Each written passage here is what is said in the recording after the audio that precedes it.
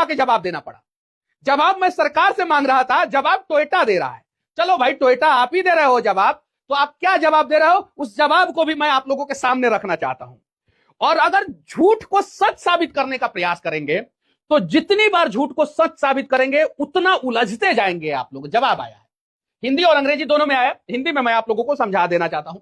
देखिए, इस पूरे मामले पर तूल पकड़ता देख टोयोटा ने बयान जारी कर कहा कि जिस इनोवा हाईक्रॉस की बात की जा रही है वो पूरी तरीके से E20 पेट्रोल के लिए डिजाइन, टेस्टेड और सर्टिफाइड की गई है। कंपनी ने कहा कि सोशल मीडिया पर चल रहे वीडियो की जानकारी उन्हें है, लेकिन इसमें E20 पेट्रोल जिम्मेदार ठहराना सही नहीं है। कंपनी ने साफ साफ कह दिया कि E20 इसके लिए जिम्मेदार नहीं है। आगे क्या कहा है कंपनी, देखिए, एक वीडियो बनाया और सरकार को पूरे मोटर कंपनियों के संचालकों के साथ या बड़े बड़े अधिकारियों के साथ प्रेस कॉन्फ्रेंस करना पड़ा। आगे देखिए क्या हुआ। कंपनी के मुताबिक तकनीकी जांच में यह साफ हुआ है कि इनोवा हाईक्रॉस कार में समस्या की वजह E20 पेट्रोल नहीं बल्कि दूषित और मानक के अनुरूप न होने वाला फ्यूल था। अरे भाई आप दोनों बात कह रहे हैं, E20 पेट्रोल नहीं था तो फिर पेट्रोल दूषित कैसे हुआ, मानक के अनुरूप पेट्रोल कैसे नहीं था। पेट्रोल पंप पे सीसीटीवी कैमरा लगा हुआ है, मैं कहां से पेट्रोल लिया हूं जांच कर लिया जाए, उस पेट्रोल पंप को जांच कर लिया जाए, मैं कहां से पेट्रोल लिया हूं जांच कर लिया जाए। और अगर पेट्रोल पंप से दूषित फ्यूल मिल रहा है तो इसके लिए रिस्पॉन्सिबल कौन है। टोयोटा के जो विक्रम गुलाटी जी हैं वो खुद कह रहे हैं कि 4 से 5% माइलेज डाउन होता है। अरे विक्रम गुलाटी जी, आपने 23 का माइलेज बोला था, इनोवा हाईक्रॉस 23 का माइलेज देता है। आप मेरी गाड़ी लेके जाइए, टेस्ट कर लीजिए और मेरी गाड़ी से 20 का माइलेज निकाल के दिखा दीजिए। E20 फ्यूल के साथ 20 का माइलेज निकाल के दिखा दीजिए। मैं गाड़ी आपको दे रहा हूं, टेस्ट कीजिए 1 महीना के लिए। देश के गाड़ियों पे टेस्ट मत कीजिए, मेरे पास 3 हाइब्रिड गाड़ी है, तीनों टोयोटा की है, तीनों लेके जाइए तीनों। और जितना आप लोग क्लेम करते हैं माइलेज उसका 20% कम निकाल के दिखा दीजिए, 20% कम निकाल के दिखा दीजिए और जिस कंडीशन में निकालना है निकाल के दिखा दीजिए E20 फ्यूल के साथ। सरकार से सवाल है और कंपनी के लोगों से मैं कहना चाहता हूं, हीरो ने भी जवाब दिया है, उस पर भी मैं सेपरेट वीडियो बनाऊंगा। उसकी भी गाड़ियां ट्विटर पे ट्रेंड कर रही है और कह रहा है हीरो कि भाई हम तो भाई बढ़िया गाड़ी बनाते हैं। जवाब मिलेगा हीरो, आपको भी जवाब मिलेगा कि E20 कंप्लायंट आपकी गाड़ी है कि नहीं है। सिर्फ इस बरसात पर रुक जाइए ना आप लोग, इस बरसात को देख लीजिए। ये बरसात ना जाने कितने लोगों को डुबा ले जाएगा अगर E20 नहीं रोका गया तो। अभी भारत का इंफ्रास्ट्रक्चर उतना कैपेबल नहीं है और जिस E20 का हवाला दिया जा रहा है ना और दुनिया का एग्जांपल दिया जा रहा है, उसी दुनिया का एग्जांपल मैं देता हूं। दुनिया में सबसे ज्यादा कार जर्मनी बनाता है, E20 नहीं चलता, वहां E10 चलता है। जापान E10 भी नहीं चलता है, वहां पे एकदम शुद्ध पेट्रोल चलता है। चाइना, वहां पे भी E10 नहीं चलता है, शुद्ध पेट्रोल चलता है। और अमेरिका, वहां पे भी E10 ही चलता है। E85 सिर्फ और सिर्फ ट्रायल के बेसिस पे है फ्लैगशिप फ्यूल गाड़ियों के लिए। E85 1% भी पेट्रोल पंप नहीं है अमेरिका में जिस E85 का आप लोग गुणगान कर रहे हैं। और विक्रम गुलाटी जी आप कह रहे हैं कि भाई फॉर्मूला 1 गाड़ियों में भी इथेनॉल वाला पेट्रोल यूज किया जाता है। उस पर सेपरेट वीडियो बनाऊंगा और उस पर सेपरेट जवाब दूंगा। भाई फॉर्मूला 1 वाला पेट्रोल दे दो, हम लोगों को दे दो, वही पेट्रोल डलवाएंगे अपनी गाड़ियों में। उसका ऑक्टेन नंबर क्या होता है, कितना प्योर होता है, किस प्रकार से उसको ब्लेंडेड किया जाता है पेट्रोल से और कौन से फॉर्मूला का इस्तेमाल करके मिक्स किया जाता है और वो पेट्रोल का क्वालिटी क्या होता है, दे दो भाई विक्रम गुलाटी जी। हम अपने मोटरसाइकिल और कार में वही फॉर्मूला 1 वाला भरवाएंगे। कल को आप ये मत कहने लगना कि हवाई जहाज में इथेनॉल वाला यूज करते हैं, कार क्यों खराब हो रही है।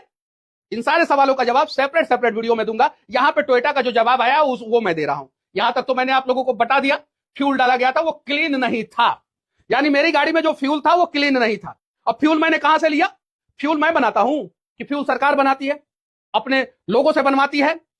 अब वहां से आता है पेट्रोल पंप पे और पेट्रोल पंप फ्यूल देता है। और यही समस्या मैं बहुत पहले से गाड़ी यूज कर रहा हूं। यही समस्या पहले क्यों नहीं आया, पहले आ जाना चाहिए था जब E20 नहीं था, उसके पहले आ जा। भारत की गाड़ियां अभी E10 कैपेबल है, E10 कैपेबल है, याद रखिएगा लोग। E10 ला दीजिए, कोई दिक्कत नहीं है। E10 में 5% तक एवरेज डाउन होता है। E20 में कुछ जगहों पे बताया जा रहा है कि 30 to 35% एवरेज डाउन हो रहा है E20 में। और आगे देखिए क्या लिखा हुआ है। टोयोटा ने बताया कि जांच के दौरान गाड़ी, उसके फ्यूल सिस्टम या किसी अन्य हिस्से में कोई नुकसान नहीं मिला। सर्विस प्रोसेस के तहत फ्यूल टैंक और फ्यूल लाइन को पूरी तरीके से खाली कर साफ किया गया। इसके बाद से दोबारा सामान्य E20 पेट्रोल भरा गया। कंपनी का कहना है कि सफाई और जांच के बाद गाड़ी सामान्य रूप से काम करने लगी। इसके बाद वाहन ग्राहक को वापस कर दिया गया। भाई 12,000 किलोमीटर चला है और आज तक दुनिया में शायद रियरेस्ट ऑफ रियर केस होगा कि टोयोटा की गाड़ी का फ्यूल टैंक और फ्यूल की वजह से समस्या आई होगी 12,000 किलोमीटर चलने के बाद। क्योंकि टोयोटा कितनी रिलायबल गाड़ी और कितनी अच्छी गाड़ी बनाती है वो सबको पता है। विक्रम गुलाटी जी, आपके वजह से मैं टोयोटा को कुछ नहीं बोलूंगा, आप तो सरकार के इशारे पे बोल रहे हैं प्रेस कॉन्फ्रेंस में। आप बोलिए जितना बोलना है, बस 23 का जो एवरेज आप लोग कहते हैं ना, वो क्लेम करके दिखा दीजिए, गाड़ी का एवरेज 23 का दिखा दीजिए। आगे देखिए, ग्राहक को सौंप दिया गया है और पैसा लिया गया है, ये काहे नहीं बोले हैं ग्राहक से? 9,300 रुपया लिया गया ग्राहक से, ये क्यों नहीं आपने इसमें बोला कि 12,000 किलोमीटर चलाने के बाद ग्राहक आया, गंदे फ्यूल के कारण से आया। आप खुद यहां पे बोल रहे हैं कि दूषित फ्यूल, मानक के अनुरूप नहीं, यानी जो मेरे गाड़ी में फ्यूल था वो मानक के अनुरूप नहीं था, वो फ्यूल खुद E20 था, वो डीजल था क्या? वो आपकी एजेंसी में अभी भी फ्यूल पड़ा हुआ, उसका टेस्ट कराइए कौन सा फ्यूल था, आपको खुद पता चल जाएगा। उसके बाद से टोयोटा ने अपने बयान में साफ कहा है कि यह मामला E20 पेट्रोल के इस्तेमाल से जुड़ा नहीं है। कंपनी के अनुसार पूरी समस्या सिर्फ गंदे और नॉन स्टैंडर्ड फ्यूल की वजह से हुआ है। नॉन स्टैंडर्ड फ्यूल कैसे आ गया? 2 नंबर फ्यूल कैसे भारत में लोग बेचना शुरू कर दिए? यानी टोयोटा ने साफ साफ कर दिया, टोयोटा ने नहीं, ये विक्रम गुलाटी ने साफ साफ कर दिया कि भारत में 2 नंबर पेट्रोल बेचा जा रहा है। अब सरकार बताइए हम क्या करें? सिस्टम भी तुम्हारा है, सरकार भी तुम्हारा है, तुम झूठ को सच लिख दो, अखबार भी तुम्हारा है। ये देखिए, टोयोटा ने ग्राहक से अपील की है कि वे हमेशा भरोसेमंद पेट्रोल पंपों से ही पेट्रोल, अरे टोयोटा बता दो भाई, मोहर मार दो कि ये पेट्रोल पंप अच्छा है। कैसे हम लोगों को पता चलेगा कि कौन सा भरोसेमंद है, कौन सा भरोसेमंद नहीं है? कैसे पता चलेगा आप बताओ? यानी आप खुद ही बता दे रहे हो कि भाई पेट्रोल पंप भी 2 नंबर है, खुद ही बता दे रहे हो, इसी में बता दे रहे हो। उलझोगे भाई, उलझोगे, E20 पे उलझोगे तुम लोग, याद रखना, याद रखना। ये सारी चीजें टोयोटा ने 4 जुलाई को प्रेस कॉन्फ्रेंस में और प्रेस कॉन्फ्रेंस के बाद क्लियर किया।